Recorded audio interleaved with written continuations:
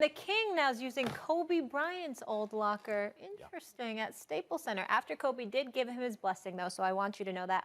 Max, what will it take for LeBron to get to Kobe level in Los Angeles? That's not going to be easy because Kobe fans know what they saw. Kobe Bryant was better than Jordan at an early age, right? And so these fans were like, he's going to be the greatest player of all time. And it didn't quite work out that way.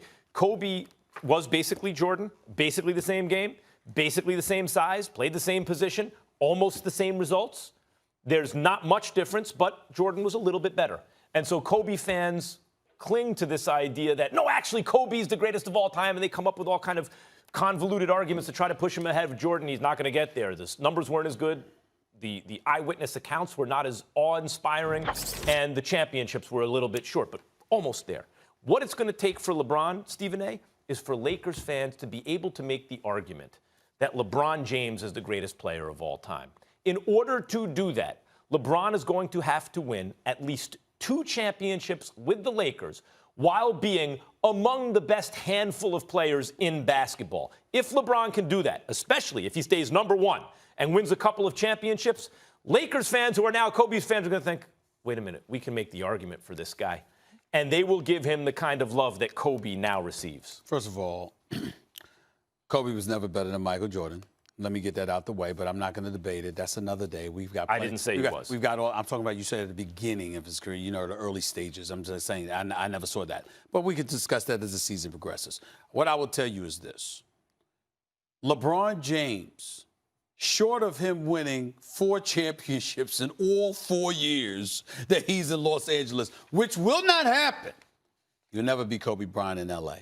He will never be Kobe Bryant in L.A. See, it's not just about Kobe, the basketball player.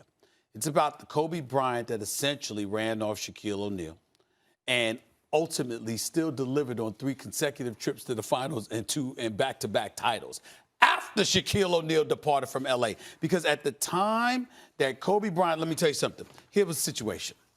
And you know this because you was doing Afternoon Drive with radio at 710 ESPN L.A., where my radio show is in L.A. now nationwide. Here's the deal.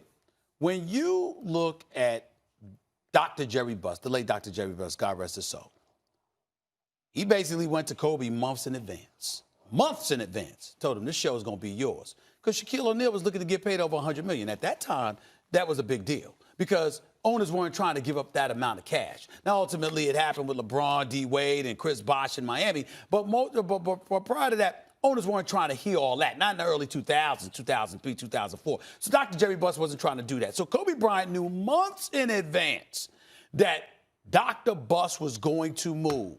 How do I know this? If you recall, Shaquille O'Neal gave his Hall of Fame speech.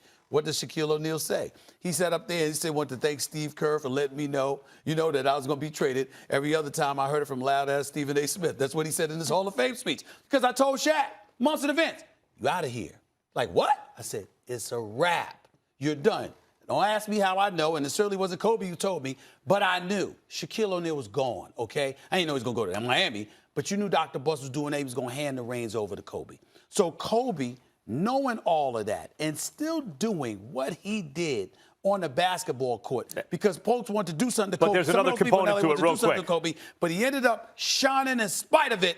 LeBron can't eclipse that. Through no fault of LeBron. Well, no, he can't eclipse that. Listen. Elgin Baylor was a spectacular player, no championships. Jerry West was a spectacular player, also not a lot of championships, a lot of losing. One championship.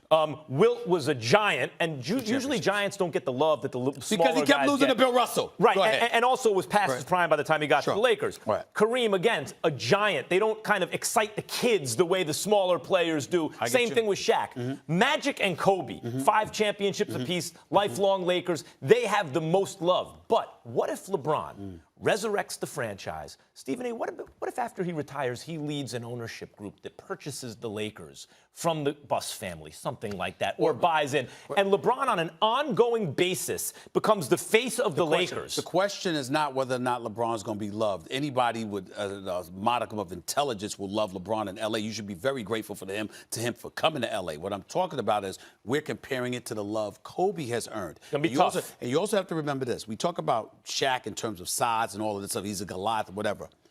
Shaq is also Shaka Claus. Yeah. He's also No that doubt. guy that gave to the community big time in L.A. When Shaq was gone, I'm telling you what I know. I'm from the streets. I'm telling you what I know. There were people who wanted and were plotting to do harm to Kobe. And it was Shaq that was like, nah. Of course. You ain't no way in hell that's Shaq happening. also has a superstar personality. So he has a superstar personality, great with the community, ingratiated himself with all of that, not just the most dominant big man of the era. All of that was working against Kobe, and Kobe overcame it and won championships. LeBron can't eclipse If LeBron remains the best player in the game, wins a couple more, and puts himself in the kind of argument against Jordan where people in L.A. can credibly make the claim that replaced Michael Jordan. He replaced Michael Jordan as the greatest of all time. He will get Kobe-level love. Kobe Magic. Because Magic is loved at least as much as Kobe. Not Kobe-level love. Just because of longevity alone, in terms of Kobe being there. Well, we're not talking with Kobe about just longevity. We're talking about Kobe in terms of production. 5 rings. And okay. So also, let's not forget, Kobe at his peak, it's hard to remember how great he was without looking right at it. At his peak, he was like generational. The only reason we don't talk about Kobe more in that regard is because he played the same position and played so much like Michael Jordan. If it was not for that, we'd be talking about Kobe instead of MJ. He took number 24. Had he turned out to be 24, we'd be talking about him even more. He was 22. Jordan was 23. He was 22. And so he doesn't quite get the love that, in fact, he deserves from basketball fans who aren't Lakers fans. He's an assassin, the Black Mamba. Fit right in. Won 72 and 10 that year. And all they wanted was a rebounder, defender, and a tough guy. And I fit right in. Players today don't have that mentality to understand you got 2 stars on the team. Your role is to fit in. I'm glad you bring that up because my contention is this. I say right now, since LeBron wasn't in the playoffs, we got to see him next time he's in the playoffs to remind us. Kawhi Leonard is the best player in the world. I think he just beat the Greek Freak. He just won the chip. And partly that's because he's a finished product who was dropped onto a real team in Toronto. They had all the other pieces. I'm saying if he goes to the Clippers, I know the Lakers got the superstars together, but the Clippers are already a team. If you drop Kawhi Leonard in, they're going to win the chip. What are your thoughts about Kawhi Leonard, where he ranks in the league, and what the future holds? Well, Kawhi Leonard's a great talent, though. I mean, he reminds me of me, but scoring. He can score the basketball. But if he goes to the Clippers, Stephen, help me out on this one right here. If he goes to the Clippers, it'll be a great fit. But the deal is now, the Clippers have built up something that's very special now. Now you can bring in a unique talent now. You bring in a unique talent. And all of a sudden now, everything is going to shift to Kawhi Leonard. No, everybody has to sit there and change their game around him. Well, that's what happened in Toronto. They won. That's what I'm saying. Go ahead, Steve. Yeah, the only reason, Dennis, I would tell you that it works for the Clippers because everything the Clippers have done over the last 2 or 3 years is to set the stage for Kawhi. So just like you came and you fit in perfectly with the Bulls, Kawhi fits in perfectly with what the Clippers are trying to do. That's the only thing that I would disagree with you there. But let me throw this at you. When you talked about the players and I asked you about player movement or whatever, and you talked about how they wanted to play with their friends, like you said, I've been covering the league 25 years. I'm old school. I don't care what anybody says, and I would never accuse players of not playing hard, not wanting to win or anything like that. But I do believe there's an elevated level of incentive when you actually dislike, or dare I say, despise your opponent. I think there's a little something extra that comes out of you when you don't like the opponent, the adversary. Do you agree with me there? Well, you got to restate that question in a short version, Steve, because you went too fast for me on that one. Do you play better or worse when you dislike your opponent? Genuinely dislike. Well, when I was playing, I never disliked anybody. I just disliked the fact that we lost. I said something in respect of years ago in one of my books. I said, I don't need to like my employee. I just need to win for my employee. Mm-hmm. And a lot of players don't understand that. You don't have to like your employee. You don't have to like people that you play with, as long as you win. That's the main goal. It's win, win, win, win. That's about it. It's like, it's like if you go on a date with a girl, right, Stephen? You ever done it before? Go on a date with a girl and you hate her guts, but she can satisfy you in one way. Satisfy you in one way, but it's all good. But either way, So no comment. But anyway, go ahead. I want to get your thoughts on this because it's another age-old debate, like the GOAT debate we asked you earlier. It's Right. your 90s Bulls versus today's Warriors. How would they fare? Your squad against this Warrior squad. Hey, Stephen, I got a question for you. He just asked me a question, my answer for you. Yeah. Hey, Stephen, remember back in the late 80s and the 90s? I got a better question for you, Molly. Okay. How about this? How about the late 80s Warriors and the early 90s Warriors? Could the Warriors back then beat the Warriors today? They was averaging 120 points a game with 2-pointers. Yeah. Answer that question. Can that team back then can beat this team today? I said yes. I don't know. I didn't. I'll say yes. I'll say yes.